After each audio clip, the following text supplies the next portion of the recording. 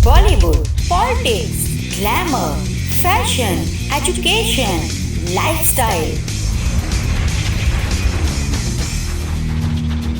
Only on Desired News. वास्तविकता वही जो हमने कही।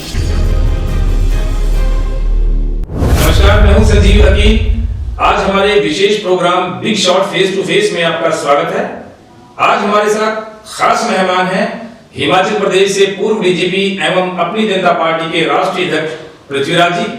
तो आइए हम पृथ्वीराज जी से कुछ बातचीत करेंगे, कुछ चर्चा करेंगे। जी नमस्कार पृथ्वीराज जी। नमस्कार जी। जनता की नजर में हमेशा ये बात रही है कि पुलिस महकमा सबसे करप्ट होता है, तो हम आपकी जुबानी सुनना चाहेंगे कि पुलिस महकमे में सबसे ज्यादा भ्रष्टाचार होता है तो क्यों होता है और इसे कैसे नियंत्रण में किया जा सकता है, क्या एक्सपीरियंसेस रहे, क्या अनुभव रहे आपके? सबसे पहले तो मैं डिजायर न्यूज ग्रुप का धन्यवाद करता हूं कि उन्होंने आज इस कार्यक्रम में मुझे आमंत्रित किया है। आपका प्रश्न भ्रष्टाचार को लेकर है, तो भ्रष्टाचार का कोई महकमे वाइज मापदंड नहीं हो सकता जी। कि पुलिस में ज्यादा है या इनकम टैक्स में ज्यादा है या कस्टम में ज्यादा है या पीडब्ल्यूडी में ज्यादा है या किसी अन्य विभाग में ज्यादा है। पुलिस विभाग का जो भ्रष्टाचार है वो जल्दी दिखाई दे जाता है। एक हमारा ट्रैफिक पुलिस का अधिकारी यदि किसी आम नागरिक से 200 रुपये, 100 रुपये, 500 रुपये लेता हुआ दिख जाए लोगों को या उसका कोई वीडियो फोटो बन जाए तो बहुत जल्दी वायरल हो जाता है। इसलिए लोगों को लगता है कि पुलिस विभाग में बहुत ज़्यादा भ्रष्टाचार है। भ्रष्टाचार तो है, इसमें कोई दो राय नहीं है कि पुलिस विभाग में भ्रष्टाचार नहीं है, परंतु वो कितना ज़्यादा है या विनिस्पत दूसरे विभागों के कितना कम है, इसका कोई मापदंड तय नहीं किया जा सकता। दूसरी आपने बात कही कि इसमें सुधार कैसे किया जा सकता है। सुधार की गुंजाइश हमारे सभी विभागों में है हमारे देश के। पुलिस विभाग में तो सबसे ज़्यादा है और ये एक अवधारणा नहीं कह सकते इसको, ये एक तथ्य है कि किसी भी विभाग को यदि सुधारना हो तो उसमें आंतरिक सुधार, इंटरनल रिफॉर्म्स करना बहुत जरूरी है जी। जब तक हम किसी भी विभाग में या समाज में भी कह सकते हैं रिफॉर्म नहीं करेंगे, प्रगतिशील दिशा में उसको नहीं ले जाएंगे, तब तक या तो उस विभाग में, समाज में, देश में सुधार होना बहुत मुश्किल है और तरक्की होना बहुत मुश्किल है। तो पुलिस विभाग में भी समय समय पर ऐसी कोशिशें हुई हैं और जिसमें हम भी खासकर जो भारतीय पुलिस सेवा के अधिकारी होते हैं काफ़ी कोशिशें इसमें करते रहते हैं। अभी भी कोशिशें जारी हैं। एक हमारे उत्तर प्रदेश के पूर्व डीजीपी प्रकाश सिंह जी हैं, उनकी एज 80 साल से ज़्यादा हो चुकी है, अभी भी बेचारे वो इस दिशा में संघर्ष कर रहे हैं। 2007 में उन्होंने माननीय सर्वोच्च न्यायालय से एक निर्णय भी प्राप्त किया था जिसमें कि माननीय सर्वोच्च न्यायालय ने 7 डायरेक्शंस दी थी केंद्रीय सरकार को और सभी राज्य सरकारों को कि इसमें ये 7 डायरेक्शंस जो हैं इनको आप फॉलो करिए पुलिस रिफॉर्म के प्रति जी। और ये डायरेक्शंस उन्होंने प्रकाश सिंह जी की याचिका पे दी थी, जो कि प्रकाश सिंह जी ने काफी सालों से एक याचिका सर्वोच्च न्यायालय में लगाई हुई थी जी। जिसमें उन्होंने ये मांग की थी कि जो 1979 के 81 के जो पुलिस रिफॉर्म्स की रिपोर्ट है वो लागू की जाए जी। उस पर पुलिस विभाग ने, सर्वोच्च न्यायालय ने पुलिस विभाग को, सभी राज्यों की सरकारों की पुलिस विभाग और केंद्रीय सरकार को ये दिशा निर्देश जारी किए थे। लेकिन हमारा माइंडसेट नहीं है, हमारे राजनीतिज्ञों का पॉलिटिकल विल नहीं है कि पुलिस विभाग में रिफॉर्म किए जाए, पुलिस विभाग को अंतर्राष्ट्रीय मापदंडों पे खरा उतरने की ट्रेनिंग दी जाए। जिस प्रकार की पुलिस विभाग इंग्लैंड में है, लंदन में है या अमेरिका में है, यूरोप में है, दुबई में है, दुबई तो एक मुस्लिम कंट्री है, दुबई में है, और हांगकांग में है, जापान में है। इस तरह की साफ सुथरी पुलिस हमारे देश में क्यों नहीं हो सकती? जी। आपकी सूचना के लिए मैं बता दूं, मैं हाल ही में दुबई घूमने गया था। 7-8 दिन मैं अपने परिवार के साथ वहां भ्रमण पे गया था। तो 7-8 दिन में मैंने एक भी पुलिस का व्यक्ति सड़क पे नहीं देखा। हमारे दूसरे साथी हैं जो यहाँ पे मौजूद हैं, वो भी विदेशों में गए होंगे, कहीं कोई पुलिस वाला नजर नहीं आता। सिस्टम काम करता है जी। उनका सिस्टम टेक्नोलॉजिकली इतना स्ट्रॉन्ग है कि आपको नजर कोई नहीं आएगा। लेकिन यदि किसी महिला के विरुद्ध आपने रात के 2 बजे भी कोई शरारत कर दी तो 2 सेकंड के अंदर पुलिस वहां पहुंच जाएगी। सिस्टम इतना तगड़ा है उनका, इतना सिस्टम स्ट्रॉन्ग है। तो हम लोग, हमारे देश में क्या है, बड़ी शर्म की बात है कि जगह जगह पर हर 500 गज पर पुलिस वाले खड़े हैं, बैरियर लगा के खड़े हैं, 10-10 भी खड़े हैं, 20-20 भी खड़े हैं, बीड़ियां पी रहे हैं, बातचीत कर रहे हैं। सुरक्षा की तरफ कोई ध्यान नहीं है। उनके पड़ोस में उनके 550 गज पे भी एक महिला का रेप हो सकता है, उनको पता नहीं चलेगा। तो ये है रिफॉर्म की ताकत। जब तक हम सुधार की तरफ पुलिस विभाग को नहीं ले जाएंगे, क्रिमिनल जस्टिस सिस्टम में रिफॉर्म नहीं करेंगे, इसको आम जनता की भलाई के लिए खड़ा नहीं करेंगे, तब तक इस देश की तरक्की होना भी कोसों दूर है और आम आदमी को, शोषित वंचित समाज के लोगों को इंसाफ मिलना भी बहुत दूर है। डीजी साहब, क्या आपराधिक न्याय प्रणाली में कुछ परिवर्तन लाया जा सकता है? बिल्कुल लाया जा सकता है। एक उदाहरण है, उदाहरण तो किसी और चीज का है लेकिन लागू वो हर सिस्टम पे होता है। कहते हैं कि आज से 10 साल पहले बीजिंग का जो पोल्यूशन लेवल है जी, पोल्यूशन जी, एयर पोल्यूशन लेवल दिल्ली से ज्यादा था जी।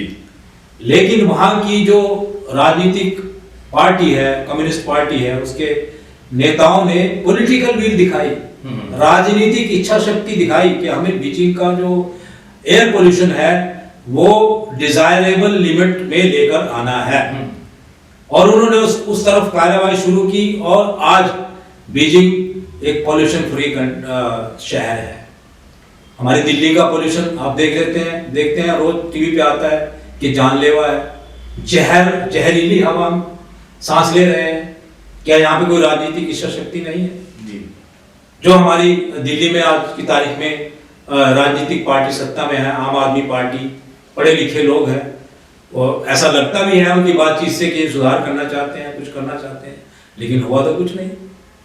हर वर्ष सर्दियां शुरू होते ही जो प्रदूषण की डिजायरेबल लिमिट से प्रदूषण इतना बढ़ जाता है कि वो जहरीली हवा बन जाता है। तो इसी प्रकार राजनीतिक इच्छा शक्ति, क्रिमिनल जस्टिस सिस्टम, पुलिस को रिफॉर्म करने में हमारे देश के राजनीतिकों को दिखानी पड़ेगी। तभी इस देश का जो शोषित वंचित समाज है, गरीब समाज है, चाहे वो किसी भी जाति का है, किसी भी धर्म का है, उनको इंसाफ इस देश में मिलेगा। 20-20 साल तक केस चलते रहते हैं।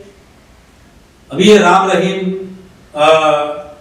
तथाकथित गुरुजी है, इसके विरुद्ध बलात्कार के आरोप लगे थे, 15 साल लगे इसको सजा दिलाने में। उन महिलाओं की मानसिक प्रताड़ना कितनी ज्यादा हुई होगी जिनके साथ इसने रेप किया, 15 साल तक उनको वेट करना पड़ा। ये आपराधिक न्याय प्रणाली की कमी के कारण है। ये आपराधिक न्याय प्रणाली में जो कमियां हैं, इनको सुधारने की बजाय इनको बढ़ाया जा रहा है जी। इनको इग्नोर किया जा रहा है। और आप जानते हैं कि कैंसर को इग्नोर नहीं किया जा सकता। कैंसर का तो इलाज ही करना पड़ेगा, उसके लिए केमोथेरेपी हो, चाहे आपकी सर्जरी हो जी, सर्जरी से कोई अंग काटा जाए, कुछ भी किया जाए जी, कैंसर का तो इलाज ही करना पड़ेगा, उसको इग्नोर नहीं कर सकते आप जी। तो इसीलिए मैं ये अपील करता हूं, जो भी राजनीतिक पार्टियां राजनीतिक सत्ता में आज की तारीख में है जी, कि जो नेशनल पुलिस कमीशन की रिफॉर्म की रिपोर्ट है, जो कि जनता पार्टी ने की सरकार जब पहली बार आई थी, उन्होंने नेशनल पुलिस कमीशन बैठाया था, आदरणीय धर्मवीर जो पूर्व IAS थे उनकी अध्यक्षता में, उसकी रिपोर्ट को सभी पार्टियों ने डस्टबिन में डाले रखा, जिसमें कि कांग्रेस भी शामिल है, जिसमें भारतीय जनता पार्टी भी शामिल है, और जिसमें और भी अन्य सरकारें जो आई हैं इस बीच वो भी शामिल है। किसी भी पार्टी ने उस नेशनल पुलिस कमीशन की रिपोर्ट को लागू करने में कोई तत्परता नहीं दिखाई, कोई इच्छा शक्ति नहीं दिखाई जी। वो आज भी सरकार की फाइलों में धूल चाट रही है, और कुछ लोग हैं जो उस रिफॉर्म को लागू करने के लिए संघर्ष कर रहे हैं। बीच बीच में सुप्रीम कोर्ट भी कुछ निर्णय देता रहता है, लेकिन इच्छा शक्ति नहीं है, इसलिए वो रिफॉर्म की रिपोर्ट जो है लागू नहीं हो पाई। डीजी साहब, डीजीपी पृथ्वीराज की छवि एक ईमानदार ऑफिसर की रही हमेशा से, काफी चर्चा में भी रहे आप, लेकिन आपने सेवानिवृत्ति के बाद राजनीति में आने का निर्णय लिया, जबकि राजनीति गंदी मानी जाती है, बड़ी दरगत राजनीति है। तो क्या सोच के आप राजनीति में आए, और बल्कि राजनीति में आए ही नहीं, आपने एक राजनीतिक दल भी बनाया और आप अपनी जनता पार्टी के राष्ट्रीय अध्यक्ष भी हैं। तो कैसे आप ये करेंगे, कैसे एक ईमानदार ऑफिसर कैसे एक दलगत राजनीति में आके राजनीति कर पाएगा? ये तो खैर मैं मानने के लिए तैयार नहीं हूँ कि राजनीति मैं रिटायरमेंट के बाद मैंने शुरू की है। मैं रीजनल इंजीनियरिंग कॉलेज कुरुक्षेत्र, जो कि आज की तारीख में जिसको कि नेशनल इंस्टीट्यूट ऑफ टेक्नोलॉजी बोला जाता है, उसकी प्रोडक्ट हूँ। और 1976 में मैंने वहाँ पर दाखिला लिया था, एडमिशन लिया था, और दूसरे ही वर्ष में हमने डेमोक्रेटिक रैकर्स के नाम से वहाँ पे दल भी बनाया था, जो कि वहाँ पर हो रही लूट मार अत्याचार के खिलाफ आवाज उठाता था, और हमने इलेक्शन भी लड़े हैं अपने कॉलेज के टाइम में। ये अलग बात है कि पारिवारिक कारणों से, क्योंकि मेरे माता पिता अनपढ़ थे, वो बहुत गरीब थे और बहुत ही गरीब थे। उसकी वजह से मुझे अपनी पढ़ाई ख़त्म करने के बाद नौकरी करनी पड़ी, और उसके बाद कुछ साल मैंने हरियाणा सरकार में नौकरी की। फिर मैं भारतीय पुलिस सेवा में मैं सेलेक्ट हो गया और मैं नौकरी करता रहा। लेकिन जो राजनीतिक रूप से मेरी अवेयरनेस होनी चाहिए थी, वो मुझ में पहले से ही थी जी। और मेरे राजनीतिक विचार भी सर्विस के दौरान समय समय पर लोगों के लिए उजागर होते रहते थे। जब मैं कॉलेज में पढ़ रहा था, मान्यवर साहब कांशीराम जी, जो उस समय दलितों के लिए, पिछड़ों के लिए, गरीब लोगों के लिए अपना संघर्ष जारी रखे हुए थे, वो हमारी बस्ती में, दलित बस्ती में, जगाधरी में आते थे और हमारे घर के साथ ही एक पक्के मकान में वो ठहरते थे। तो उनकी सेवा पाने के लिए, उनकी सेवा के लिए मायावती बहन मायावती जी भी उनके साथ होती थी जी। हमें लगाया जाता था कि भाई इनकी सेवा करो आप, फिर हम उनकी मीटिंग में भी जाते थे। तो जो पॉलिटिकल अवेयरनेस है, एक सामाजिक परिवर्तन की जो एक पॉलिटिकल अवेयरनेस है, वो या यूँ कह दें कि भाई मेरे दिमाग में परमानेंटली है, ब्लड में कह सकते हैं जी। तो वो ऐसी कोई, ये मेरे लिए कोई नई बात नहीं है, सामाजिक कार्य है। और मैं इसको राजनीतिक पार्टी नहीं बोलता, राजनीतिक अपना कैरियर नहीं बोलता, मैं इसको सामाजिक राजनीतिक एक मूवमेंट बोलता हूँ। सामाजिक पहले है मेरी मूवमेंट में, राजनीतिक बाद में है जी। मुझे ये पता है कि इस देश में सामाजिक परिवर्तन बिना राजनीतिक सत्ता प्राप्त किए नहीं हो सकता जी। सामाजिक परिवर्तन ही क्यों, बिना प्रशासन, इस देश में प्रशासनिक सुधार कह लो, इस देश में जुडिशियल रिफॉर्म कह लो, इस देश में क्रिमिनल जस्टिस सिस्टम में रिफॉर्म कह लो, वो बिना राजनीतिक सत्ता प्राप्ति के नहीं हो सकता। इसलिए ये भी हमको पता है कि राजनीतिक सत्ता प्राप्ति कितना मुश्किल रास्ता है, जहां पर आज की तारीख में धन का इतना बड़ा प्रभाव है, गुंडागर्दी का इतना बड़ा प्रभाव है जी। और यहाँ तक कि जानबूझकर लोगों को जो है अनपढ़ रखा जा रहा है। हमारे देश के हजारों स्कूल आज की तारीख में भी झोपड़ी में चल रहे हैं। तो हम जब तक हमारा देश एक इसकी परसेंटेज 80%, 90% एजुकेटेड लोगों की नहीं होगी, तब तक वो भी हमारी बात समझने में असमर्थ हैं जी। वो भी छोटे छोटे प्रलोभनों में आ जाते हैं और अपनी वोट को बेच देते हैं। दूसरा मुद्दा यहाँ पर यह आ जाता है कि जो करदाता का पैसा है, सरकारी पैसा है जी, जो पब्लिक फंड है हमारे देश का, उसका दुरुपयोग करके गरीब लोगों को 5 किलो अनाज दे दिया, किसी को दाल दे दी, किसी को आटा दे दिया, किसी को साइकिल दे दी, उसका दुरुपयोग करके सरकारी पैसे की रिश्वत देकर एक तरह से बैकडोर से वोटें खरीदी जा रही हैं। लोग प्रलोभन में आ जाते हैं क्योंकि गरीबी इतनी ज्यादा है, 90% लोगों के पास जमीन नहीं है, वे खेती और मजदूर ही तो हैं, जब उनके पास जमीन नहीं है तो उनको तो इलेक्शन के टाइम पे थोड़ा सा भी प्रलोभन दे दो पैसे का, वो प्रलोभन में आ जाते हैं और वोट दे देते हैं। तो बहुत मुश्किल काम है, लेकिन इसके लिए हम लड़ेंगे, हम लड़ रहे हैं। डीजी साहब, आपके जो राजनीतिक दल है अपनी जनता पार्टी, इसकी आइडियोलॉजी, इसकी विचारधारा क्या है, इसके बारे में बताएंगे हमारे दर्शकों को? इसकी विचारधारा आम आदमी को सुरक्षा देने की विचारधारा है, आम आदमी का आर्थिक जीवन सुधारने की विचारधारा है। इस देश में जो सामाजिक भेदभाव आज की तारीख में 70 साल की आजादी के उपरांत भी चल रहा है, उसको खत्म करने की है।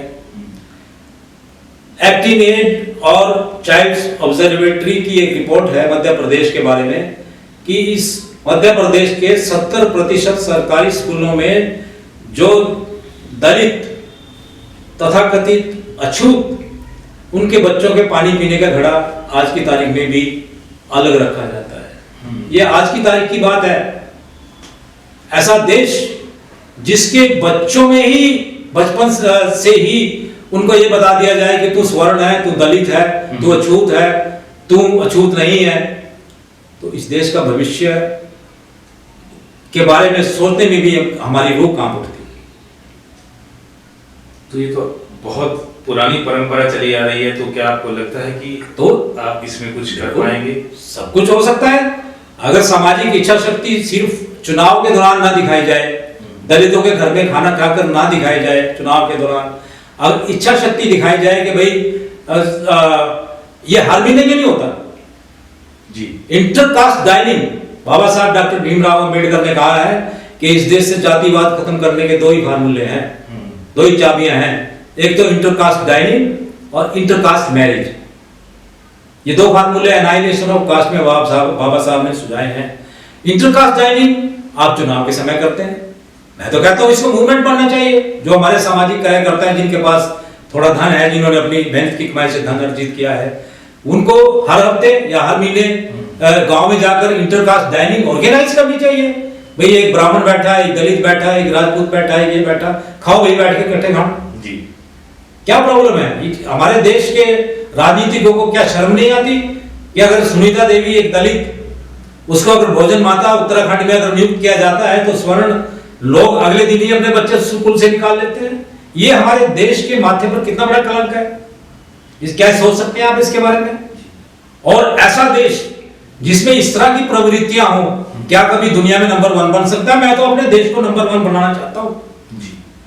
एक ऐसा देश जिसकी इतनी बड़ी आबादी को शोषित और वंचित रखा जा रहा है, जिनके पास 3 टाइम का खाना नहीं है खाने के लिए, क्या ऐसा देश दुनिया का नंबर 1 देश बनने की कभी सोच सकता है? हो ही नहीं सकता। अगर ओलंपिक का धावक, अगर उसकी एक टांग बांध दो आप, क्या वो ओलंपिक की दौड़ में जीत सकता है? कभी सबसे पीछे आएगा वो। हमारे देश की तो एक टांग बंधी हुई है।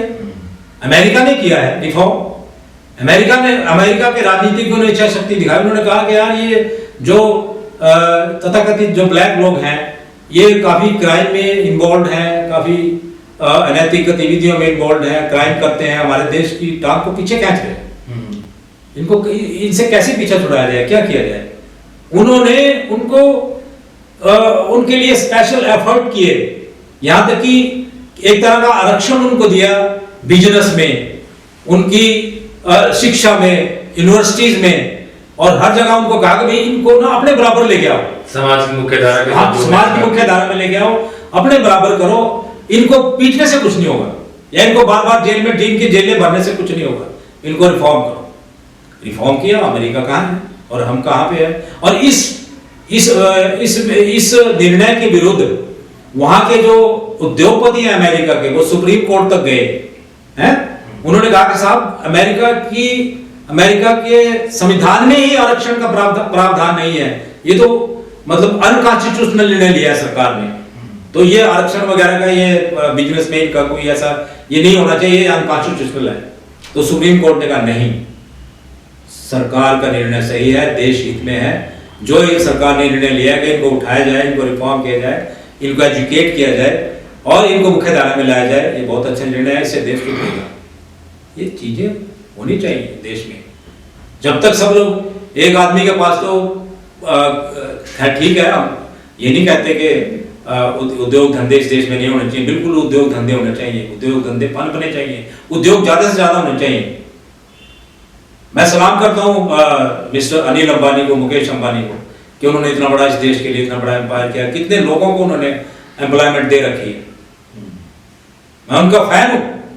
ऐसे ही जितने भी टाटा हैं, बिरला, जितने भी लोग इस देश में उद्योग लगा रहे हैं, देशों लोगों को एम्प्लॉयमेंट दे रहे हैं। और मैं ये भी कहना चाहता हूँ दावे के साथ कि जितने भी हमारे उद्योग धंधे हैं, रिलायंस इंडस्ट्री है, उसमें सिर्फ आपकी योग्यता की वैल्यू है। उसमें आप चमार हैं या आप किसी वाल्मीकि जाति से हैं या ब्राह्मण हैं, उसमें कोई वैल्यू नहीं है। अगर आप योग्य हैं तो आप उनके अच्छे एम्प्लॉय हैं, आपको तरक्की भी मिलेगी, आपको तनख्वाह भी ज्यादा मिलेगी। जी। तो मैं तो कहता हूँ उद्योग धंधे जातिवाद खत्म करने में भी बहुत हेल्प कर रहे हैं, एम्प्लॉयमेंट दे रहे हैं। तो उद्योग धंधे बिल्कुल देश में लगने चाहिए। बिना उद्योगों के कोई देश तरक्की नहीं कर सकता। और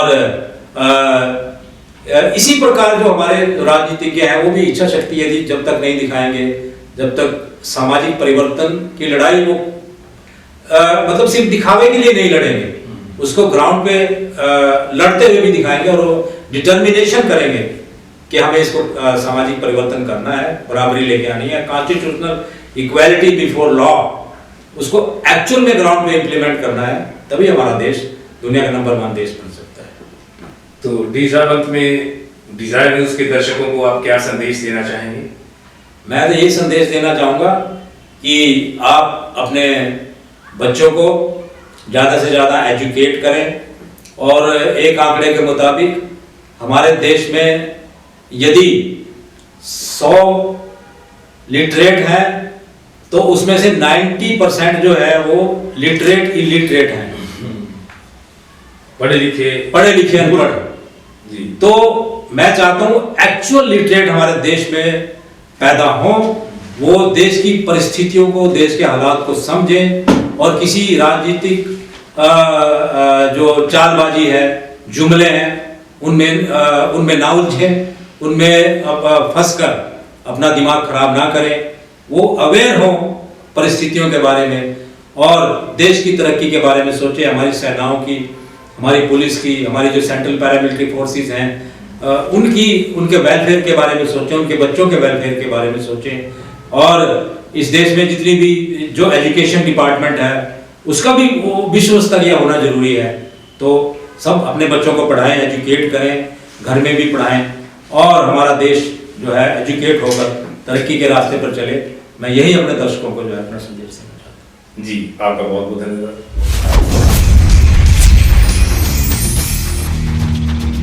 Only on Desire News, वास्तविकता वही जो हमने कही।